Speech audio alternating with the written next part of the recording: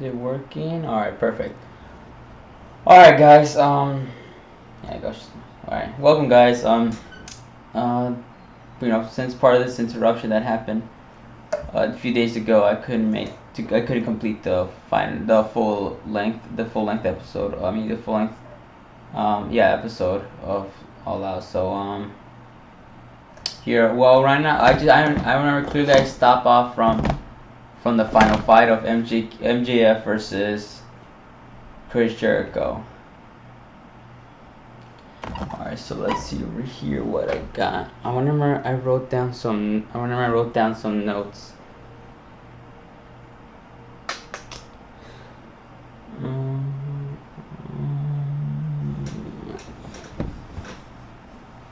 There it is.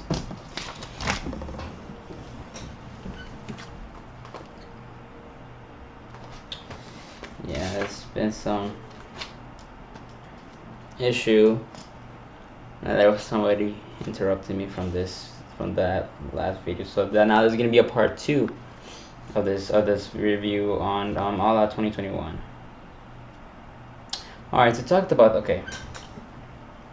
I didn't notice this. I didn't really notice this from this MJF versus Jericho feud that they added a stipulation that was honestly so stupid, because they had to make it this was like the career on the line match, which was all of that was in risk for Chris Jericho, because if he would have lost that match that I'm going to talk about right now, the final fight, if he would have lost that match against Maxwell, he would have lost his competition here in wrestling. He would have actually, I guess, ended his career.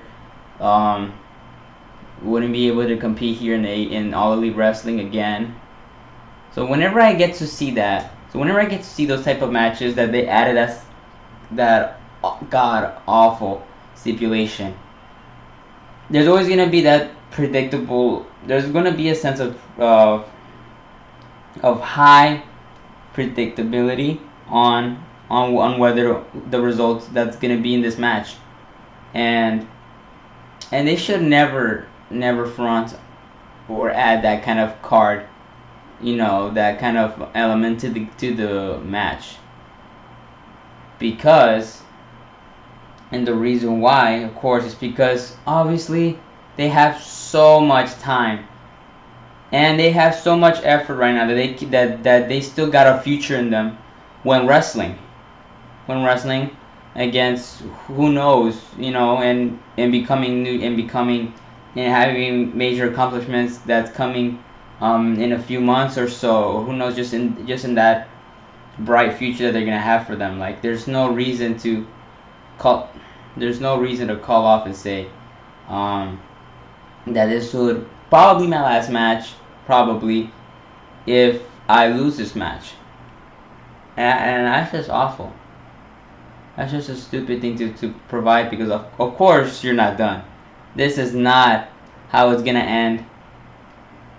Or probably if you had like 80% chance, no, 70% chance that there was gonna be rumors of you saying that you were gonna leave AEW for your contract, since it got expired, I guess, or you just wanted to quit immediately and wanted to go and be on to go whatever you want to go, whatever, like whatever wrestling brand that you want to head out and debut or return, or just relax off and be gone to wrestling for a few years and try to start something else that's off the line and off the route from professional wrestling.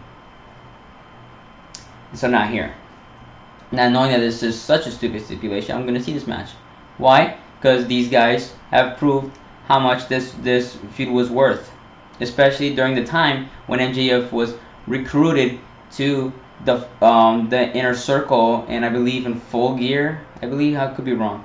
Well, maybe in Full Gear, where he had to face Chris Jericho, and if he wins, you'll be recruited. And you know, all that aligned from them, they became a great team. I honestly liked Inner Circle once MJF came in, but yeah, once MJF disguised himself to a new staple that he have created it secretly, I was all in for the Pinnacle, all the way. Forget about Inner Circle, screw them. The Pinnacle must defeat Inner Circle. So you know, to see this match, how it started. So here we go. So there was an early Walls of Jericho. And I like how MJF sort of countered and was gonna. This was once that submission, that notable submission that Jericho put on MJF. MJF would have had so much time on countering it, which he did. And then when he began, when MJF was countering the Walls of Jericho, he began to play his technical field, which is, of course, you know, he would bite somebody, he would bite Jericho's hand, squash it, you know, biting, and then throwing, and then doing his arm drag on the corner, and also doing, like, you know, that not a slingshot, like, you know, when Jericho carries the ropes and MJF goes and does like a diving foot stomp on his arm. So that's how it pretty much started, which I liked, because, you know, we're gonna see a major risk that Jericho's gonna make if he might pull out maybe the Judas effect with such an injured arm, and that might affect the outcome that he thinks he's gonna make over this match. So I thought that was an interesting move, of course. But what else? See, I'm looking down at my notes. But then for some reason there was an issue now once Maxwell have gotten hooked by this double underhook backbreaker. Now this led MJF to dramatically cry over the pain he felt in this match, and I was very concerned. Because he was really not tapping. He was really, you know, he was touching his back a lot, try to rub it, you know, try to see what if he can calm himself down and see what's next in his mind to counter off from this, because he's already injured. His back was already injured drastically, and that was very scary to see, because of course now we're both meeting both sides that now Jericho has his arm, and he got an injury from his arm, especially the one time when MJF dropped him to this huge cell. No, I wouldn't call Hell in a Cell, because of course that's not that's the E terms, but that huge cage they were on the top of the cage at Blood and Guts, and MJF threw Jericho off to the barricade, not to the barricade, to the to that entrance, to that part where they go to the entrance. The steel, not a steel mat, but whatever. He dropped them off there, and that led him to have this like kind of like this kind of, not this kind of, well, like a cast kind of. I wouldn't know what would I say from it, but yeah, he got injured from that, and so MJF was struggling. When they were out in the ringside, this was such a cool moment. MJF did this amazing moonsault right on I believe on the second rope, to dive right against at ringside with Chris Jericho. Jericho ducks down over that moonsault, MJF's on his feet, and he tries to, I guess, pull maybe like a running strike or something, but Jericho, in a surprising way, he just goes and does a pop-up power bomb right to the apron, which was such a cool spot. That was like one of the highlights of that match, when seeing Jericho pulling that off. You know, like when Kevin Owens did that to to Sami Zayn, you know, during their NXT days, which was really cool. And to give credit to MJF on pulling that moonsault, because I've never seen him done a moonsault like that. So that was a great take on, you know, his aerial movement for Friedman. And then I see MJF, you know, using the code breaker, which was he using on Jericho's books, you know, moves. Using his signature moves, he actually used a really nice code breaker. That's not usually the one exactly like how Jericho does it in WWE, but now like in AEW, kind of does a little variation. He kind of does it like almost at the side. You know, he puts like he doesn't go directly from knees to body. He just goes kind of like, you know, like there's a slight angle of like his knees to the opponent's face. So very well done on that. And then there was this interference when Wardlow was gonna come in, but luckily no, there wasn't a cheat there involved actually, because they never got into the ring or even that close at ringside, because Jake Hager went in and was beating down Wardlow, and then they just ended up attacking each other all the way to the front stage back in the back, which was nice. I wanted to see like a really clean fight for this match. Or not, if you know, I really wanted MJF either way to win. Do anything dirty, do a cheat, whatever. I mean, as long as he beats Chris Jericho. And then I see him, MJF, throwing I think a bat. Yeah, MJF had Jericho's bat and threw it to him on Jericho. Jericho falls, and then MJF pulls out the Judas effect. Another good move. Now from Jericho's books of moves, now he pulls out in Judas effect, and then this is the most frustrating part about this.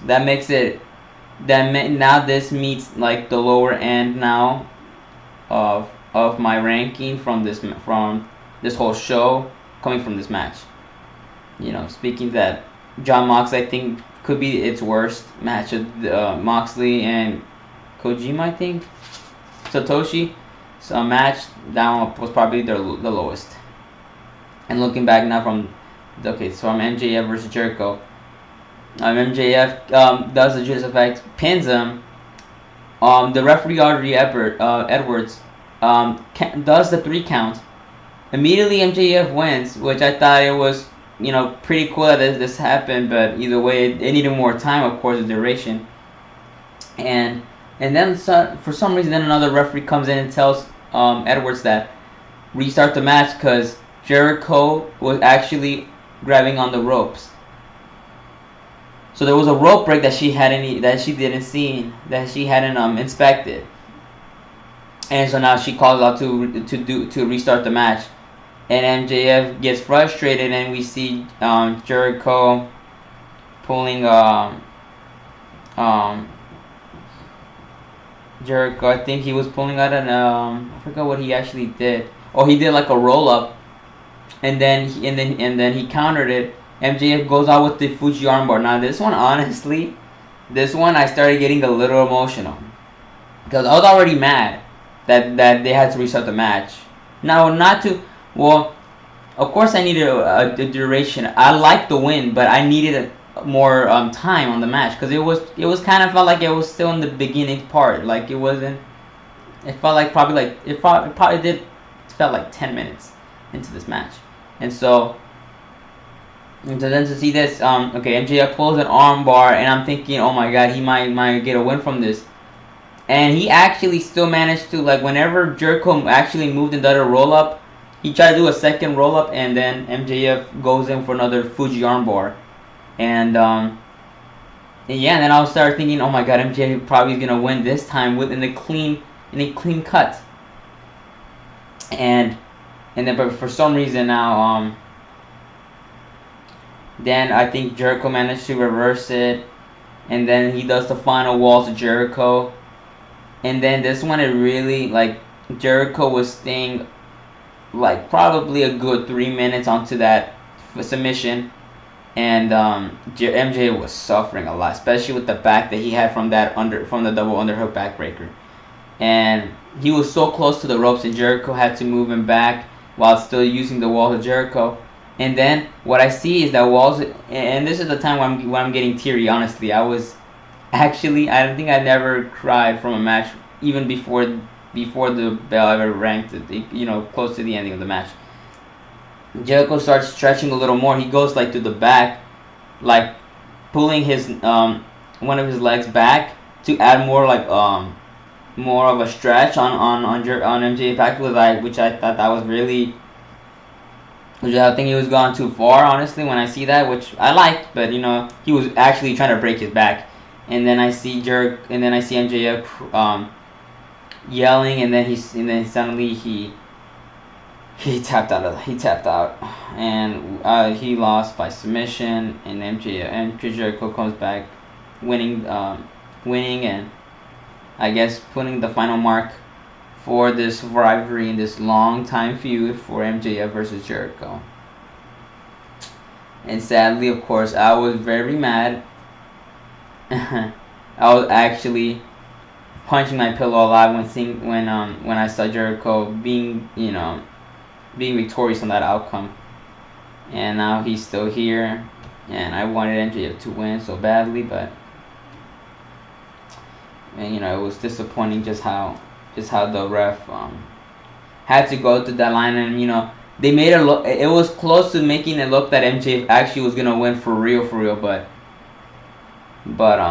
of course, I mean, this match was quite it was okay. It's just it needed more performance. The length was not a lot, honestly.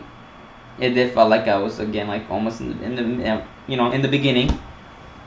And just the way that stipulation it made it look so bad. It was already gonna be less exciting now just to see that happening, because of course when I see one being like, okay, let me put a career on my line if I lose, but then they eventually will win, because of course they have a future in that company. They're not gonna leave at that day. It's just not gonna happen. The last time I saw that was like probably Shawn Michaels versus Undertaker. Never seen the match, but they had a stipulation like that. And look, Shawn Michaels, he wrestled like 3 years ago, I think, from Crown Jewel, just to face Undertaker.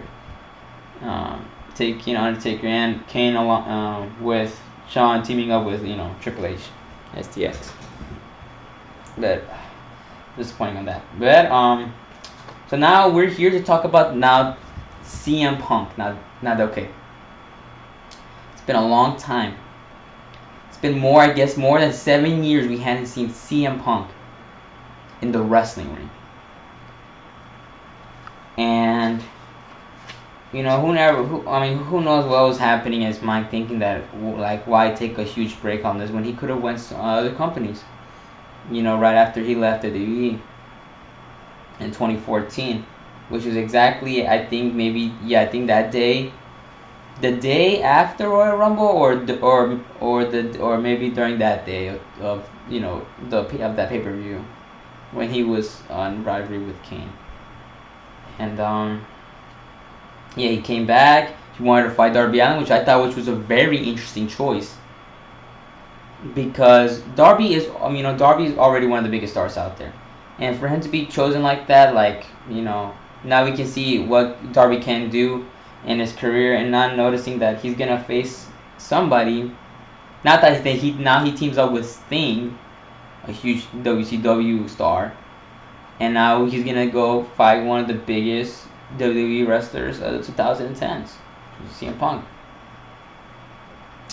And now, okay, so seeing from Punk, what happened here, I was actually watching some highlights because I did saw the match. I just want to revisit what was some major highlights. So the beginning was such true art form of how about every wrestling introduction, most of them that they should have, start going with like a with like with like a hammerlock. Of course, they're gonna go a little technical, just bring out some holds, try to put some pressure on any body part. So they go with like a headlock, a hammerlock, and then there was like an arm drag coming along, and then we see that this is a test for CM Punk of how long can he stay from being pressured like this. But Punk manages to escape, gives an elbow on Darby Allin, and by the way, I like this attire. Honestly, it did remind me of the Ring of Honor days when I'm seeing him with that light blue and red and black. But okay, so then Punk comes in. They actually had to step down.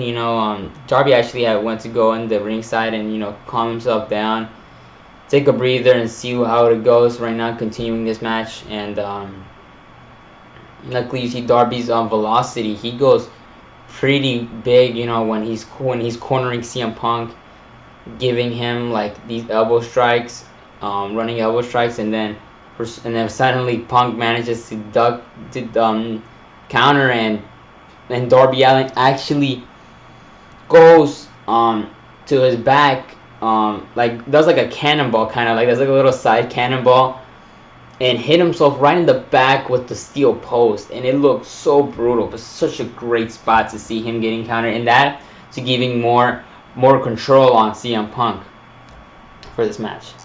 And, luckily, of course, that's not enough for a pin count. So then Punk luckily does an interesting submission hold maneuver that I never really see that much, and this is a rare one, which was a bone and arrow, and I think I've seen him done it a few times in my life during watching wrestling. So yeah, but then Darby escapes, and what I like seeing here is like CM Punk almost nailed the GTS, which Darby countered. Darby countered, and then Punk started going for like an abdominal stretch, which I thought that was really cool. To see what maybe there's any more submission holds that he's gonna take down on Darby. And yeah, and so, but then I realized, I think during the beginning, I realized this was a time when I think Darby had I forgot what was, there was this one part that I thought was really cool.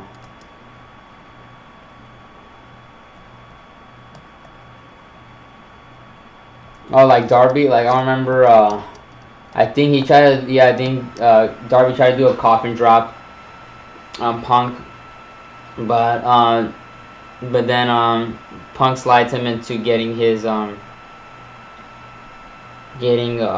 a low blow kind of, but from the turnbuckle pad, and then he tried to does like a top rope suplex, but then Darby counters like a crossbody, which was really dope. Which was a really dope count. I didn't expect that to happen. And there was this cool counter where I think Darby tries to do like one of those, another like pin variation. I don't know what would it be called. I forgot what was the specific one. It was like holding, when you're like over somebody's body, and you're like hooking them to their front of their back, of their knees, and he tries to roll him there, and but then suddenly Punk does a fireman carry and GTS him, surprisingly, and then but what's so smart was that Darby led to like slid outside of the ringside, so then he wouldn't get pinned, which is a really great choice on that, to see that now. Okay, we didn't have to see like that early of a match to be to have CM Punk destroy Darby like that. Because of course I want more time, and I honestly that would be really cool if Darby beats CM Punk. Because why not? Because why not? We need the new defeating the old, of course. You know, we need to have up and coming stars being the legends. So yeah, so then Alex does really cool. You know, Punk was frustrated, sleeping out, and then he was trying to calm himself down. The ref tried to count him, but luckily Darby gets in before the 10th count. Darby leaves before the 10th count. And I realized I think even Sting wasn't even there. I don't remember. Yeah, I don't remember Sting was even there on the along ringside, which I thought was great because this is gonna be a clean fight, and there's nothing was gonna happen nothing like a cheap move was gonna happen. And then Punk does one of his primary moves where he just runs, does a knee strike, and then he does a signal to go to sleep. And then I like how Darby now reverses that go to sleep, elbows him a lot. He does like a back elbow, these vicious strikes. He goes on and on and on, does these endless amount of strikes. And then he puts Punk down into like a suicide dive. And then Darby does this dive where he begins doing like a diving senton over him, which was really cool.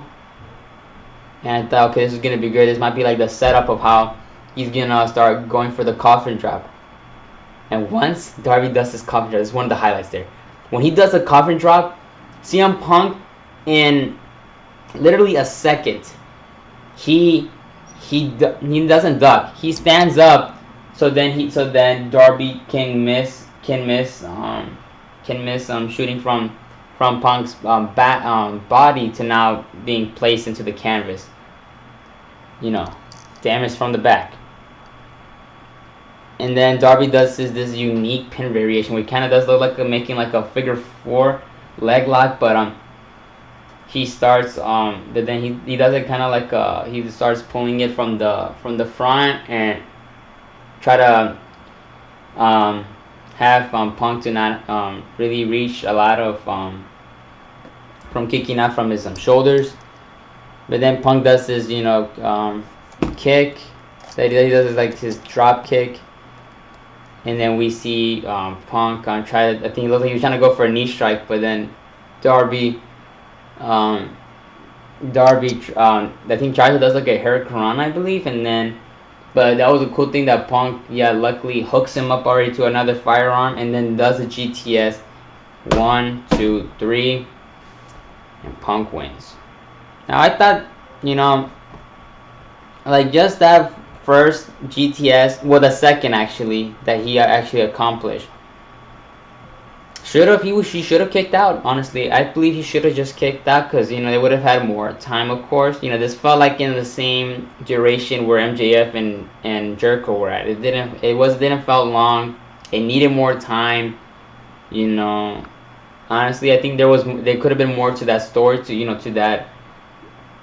to every single movement that came along with Darby, Allin, and CM Punk. So that was just the majority, the major problem. I think Punk versus Darby maybe would have just. I'm thinking if it comes to a tie, if there were still good matches equally, but I don't believe so. Because of course that match, and especially I remember there was like there was this one moment where also Punk kind of slipped from not having a great grapple on great hold on how Punk does an Irish whip, and he missed it, and I caught him doing that, of course. And but it's like, and it's also kind of unmatched from how the movement were going on from MJF versus Jericho, comparing to Punk and Darby. Like, I think I would probably raise one more bar up that the final fight could be. That I don't know. This isn't honestly a ranked review show onto this All Out. You know, I'm just saying if I'm just gonna give out the full show in its majority of all the matches there, nothing like a ranked each match thing kind of thing. So you know, just so I will forget. So I'll forget about that. Yeah, let me just.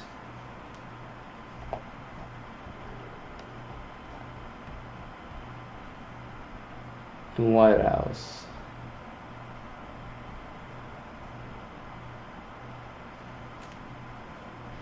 About what else? You know what? Honestly, I think now I see that John Moxley and Satoshi never has lost their victory on being one of the being the worst match of the show, because honestly there was there was another debut here that for Paul White, aka Big Show, who came here in AEW a few months ago just to be a commentator onto several AEW shows. I think which was Dark Elevation. And then for some reason, of course, I like this QT Marshall factory that he built up, that he portrayed on and had some frustration with the Nightmare Family. And then I get to see that this match was booked as for a singles bout of Paul White facing QT Marshall. In this match, like 3 minutes of this match of just Big Show just squashing, just like throwing out the rest of the members of the QT factory, except Anthony Ogogo. I don't know where he's at right now, but Big Show wants to go defeat all the rest of this team members from that weren't part of the match. They were just at ringside, and then Big Show does like a choke slam on. I think choke slam on QT Marshall. 1, 2, 3. Big Show wins. Well, Paul White wins. And I thought this match shouldn't have happened at all. This should have been taking place like Dynamite. Like, it was such a waste of time. Such a waste of time. But let's start off with the main event, because honestly, this main event was fun. I was about to curse. This match was so fun that I think it's probably the match of the night, honestly. And I've never seen in my life I think this is the match that I believe that Christian Cage was trying to get himself together, not giving up so quickly on this match, or being easily being easily defeated by just one finisher. Like, this man had taken so much V triggers from this match from Kenny. It was ridiculous. So this is Kenny Omega versus Christian Cage. Since Christian won the Impact Championships from I believe at a night of AEW Rampage. I never saw the match, but I saw part of it. And I want to see how All Out's gonna go. How's this gonna go with now having the AEW Championship on the line? And so here, let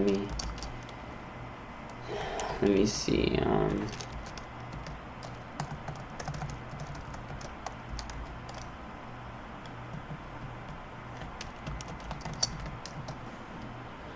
Trying to see the highlights here. I'm trying to see what's going on over there at All Out. Well, some parts.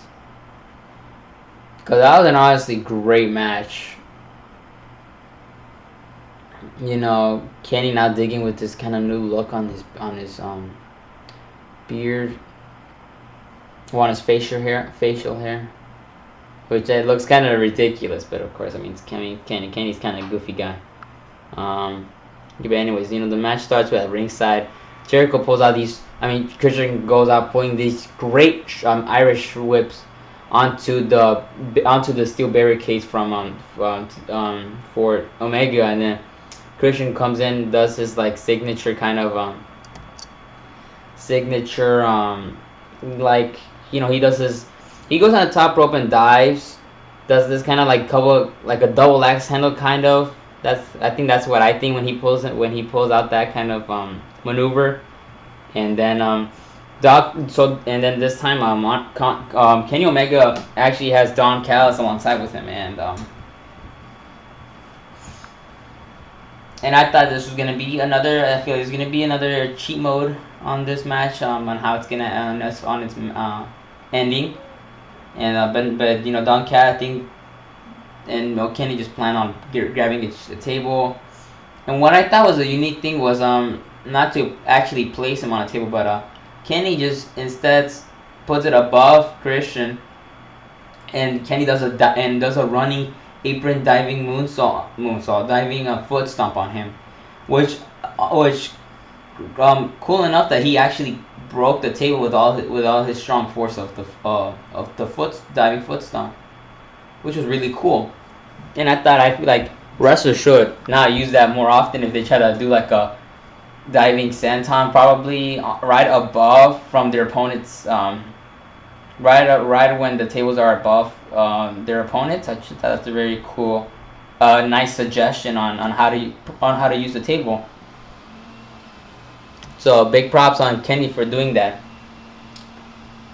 And then honestly, then speaking of that, then I see there Don Callis and Kenny are planting on another table, so that they actually were trying to, I guess, try to put Christian above the table, setting him down. But luckily, Christian comes in and suplex him. But then, still at fighting at ringside, I see Kenny try to do a moonsault. I think he was trying to do I feel like he was doing a 450. His plan, which wasn't happening because he slipped. Did a botch? Yeah. What I like was Kenny had to look in the audience and say he can do it one more time, and we can try it again. He can try one again. If it fit. To not fail over this maneuver that he's trying to do, diving maneuver.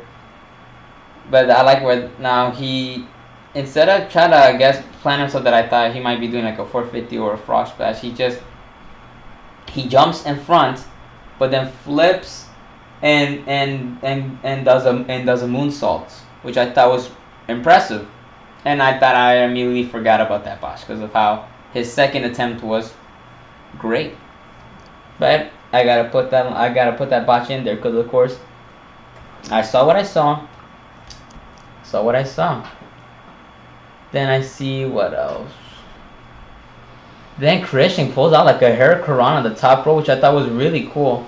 And then Christian did a lot for himself when he throws out a lot of punches and does this signature little thing where he like hooks them into like the second rope, and he like does like a choke on the by Christian's legs.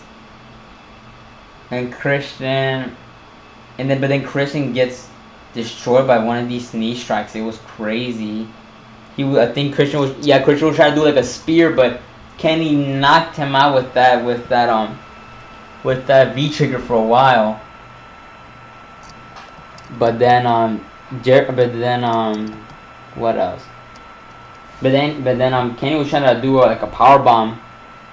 I thought he was gonna try to do a power bomb, and that's like how CM Punk did. He kind of like he had to like change position of Christian just so he can be hooked on into like the Wing of Angel, whatever. Oh, man, I really forgot about Kenny Omega's move. What was it called? The Wing of Angel, right? Here, let me see.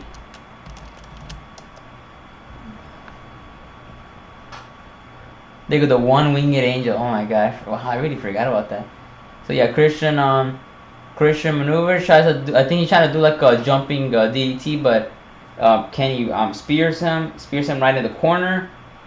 But luckily Christian didn't that was enough. So then he does a tornado DDT on him, which was really cool. And that led Christian try to put up for wait for his opponent to be put in a kill switch, which is very exciting, of course, because I believe kill switch is one of the most innovative. Well, not well. You know, one of my personal favorite finishers of all time, by Christian, of course, and just let alone the wrestling in general.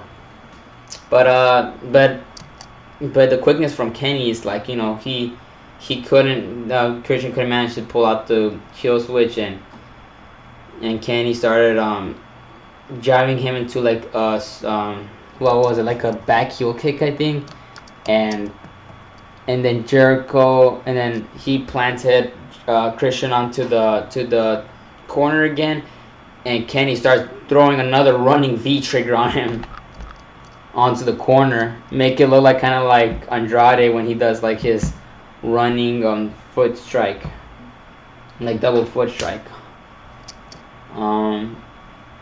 And I see Jericho is getting like crazy. Like it looked like he was really about to give up everything and about to lose his opportunity. But what the cool thing was, you know, Kenny does, you know, his signature gun pose when he's ready to do the V trigger.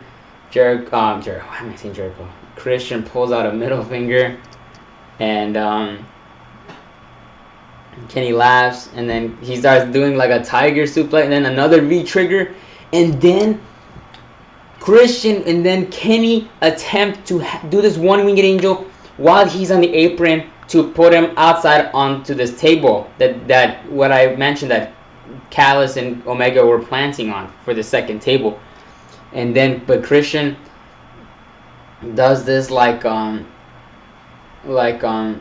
he stretches out like Kenny's neck over the rope, which gives him damage by the neck, and then Christian spears Kenny, which broke you know, like the edge of the table, which was okay. Honestly, thought it wasn't. You know, it wasn't as like well what I thought it would be, but you know, I did land a crack, so I gave him that. I was like, okay, this was still such a great moment in that match, because I never knew he was gonna pull that off. I thought it was actually gonna go to a one-winged angel and probably have Kenny slowly waiting for, or like just having to drag Christian slowly to pin him to end the match. But no, that's not what happened. It still continued. They both were waiting for each other to stand up. And then Christian, another thing that he does, he pulls out like a reversal. I never seen a reversal spear like that. He does it right at the back instead of the actual lower body of Kenny Omega and front body. He does it from the back, which I thought was really cool, just to affect him from like how the spear did to him when Kenny got crashed already from the table. And then Christian does another spear. 1, 2, and then boom, Kenny kicks out. And then I see Christian trying to does a frog splash. And then he gets a gut check on that.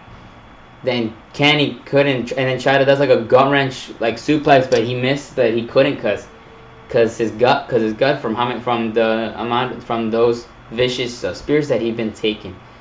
And then Jericho, and then what am I seeing, Jericho? And then Omega comes in, leaves whatever he planned on that gut wrench, and then starts throwing another V trigger. But then Jericho on the court, Christian holds it down and tries to counters it. But then and then Christian, I think he was trying to pull a kill switch. He tried to pull up. No, I think he didn't try to pull anything. Kenny was trying to do like a ripcord V trigger, and he did. Christian went down. Then and then Christian tries to do one of this, like, not sharpshooters, what were these called? It was like the one like how I would call it kind of the Irish Chris, I think, because that's how the submission from Sheamus does, you know, where he kind of hooks it, like instead of like, you know how like Bret Hart does like the sharpshooter, he Christian, what he would do, he would not stick his right leg to between Kenny's legs, but just leave it as that, and while he's still stretching the legs of Kenny. in like a form of like a sharpshooter, except of course now with the leg hook. And then suddenly, then the Good Brothers interfere. Kenny accidentally attacked them. Then Christian pulls out a kill switch where I thought he would win, but he got kicked. But Kenny kicked out, and I thought that was crazy. Then Don Callis was trying to distract him, and then Christian tried to grab him, but Don runs away. And then another great attempt that Christian Cage tries to do puts Kenny in the top rope and attempts for a top rope kill switch. But then suddenly Kenny was just then reverses and hooks him up to a one-winged angel on the top rope, which Kenny delivers. And I see the audience were jumping once they wanted to see that happen, and it did. And Kenny Omega defeats Christian, which leave him retaining the championship. Now that, of course, is match of the night. It was so obvious to me to see that match, because that match was honestly brutal, and it felt like Christian was this was like at his prime. This is where he had so much strength, and that like it's crazy how he could handle Christian, and could handle Kenny Omega in this match, and it took a lot of time of worth, and it felt like 20 a good 25 minutes seeing this match, and it felt indeed long. And as sad as I can be, of course I wasn't crying on this match, but it was sad to see that Christian lost. Oh well, Kenny won. Oh well. I mean, I like Kenny, but sometimes, but right now I'm not like really digging into him, with especially how his facial hair looks right now, especially playing a good heel. I like him, but I really wanted Christian to win this match. But then this is one of the interesting parts about the ending, is once Kenny throws out like a little promo saying that he's unstoppable, and then I see everything, the lights turned off, and then we see another debut of Adam Cole coming in, and of course I wasn't that surprised, because of how I've heard a lot of rumors that he was gonna come in. But what's true that I think that he actually left WWE, and then I see Adam Cole was like face to face to Kenny, but then to everybody else, everybody in the Elite, and from the group, the Elite, alongside Kenny, the Good Brothers, and the Young Bucks. But then what was the best part was it wasn't like a face turn, it wasn't that Adam Cole's gonna turn face, that he's now a new member of the Elite, which I thought was really cool, and I thought that was really exciting. And now I actually got engaged a little more, and I was of the Elite, and I was like, oh, I think I should go back with them, or just be a little more supportive. I am supportive of them, but honestly, I didn't want Young Bucks to be champions. I think they're better off just not being champions right now.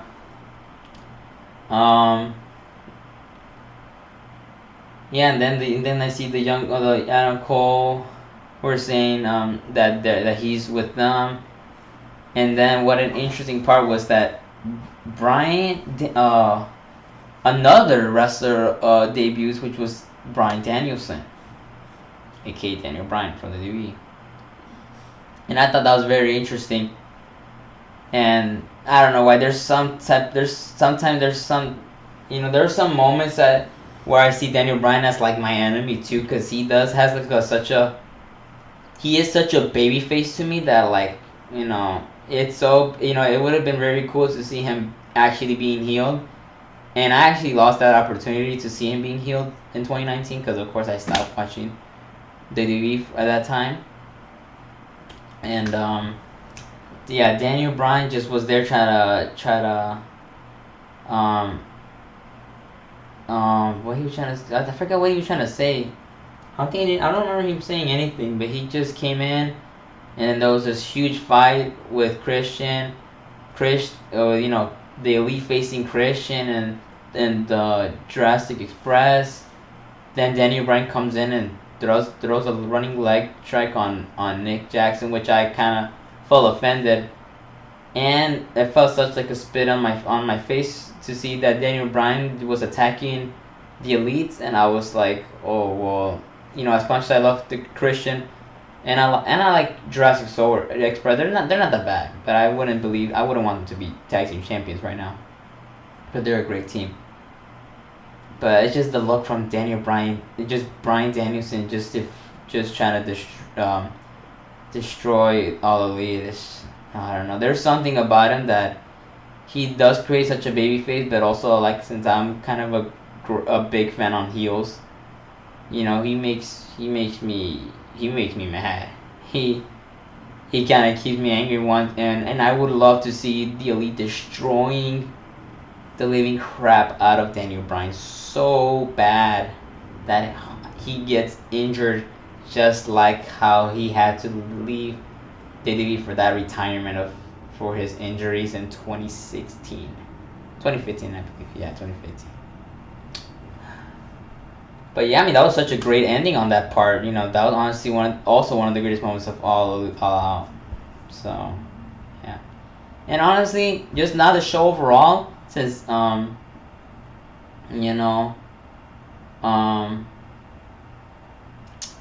comparing this to Revolution, I would have told you that probably, of course, they were gonna be kind of matched. That's like a decent show, because of course there was some matches that of course were disappointing.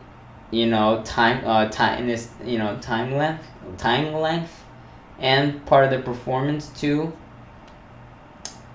But but I tend to forget Revolution just of how the ending of like the fallout out of Omega versus Moxley, because of course that botch of a supposed time bomb on the ring, which was pretty ridiculous, and such a turn off from how the way Eddie Kingston had to was like forget about it. Forget about what I just said about Revolution.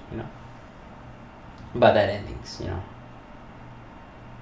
But I think All Out was alright. I mean, it was decent. There was some bad stuff. I mean, there was some. The time length was not that long. I didn't feel like this was one of the best things I've ever seen. There was some useless stuff, of course, like the stipulation from the final fight. I mean, like the Jericho and MJF and QT Marshall's short match with Paul White, and especially that short match from Moxley and Satoshi. And the Casino Battle Royale, it was alright. I feel like it would have been better if they caused like a little mini story into that match, just like how like what AEW Revolution did. And yeah, I think that's it. Alright guys, that's all that I have here for this review of AEW All Out. And it was really, there was some fun stuff, of course. And get to see Punk returning after more than 7 years. That's crazy. I wish the best of luck of him. Not like actually, becoming so over and defeating everybody, of course, because I also want people to defeat CM Punk and show how they're worth, that it can also beat such a legend of Punk.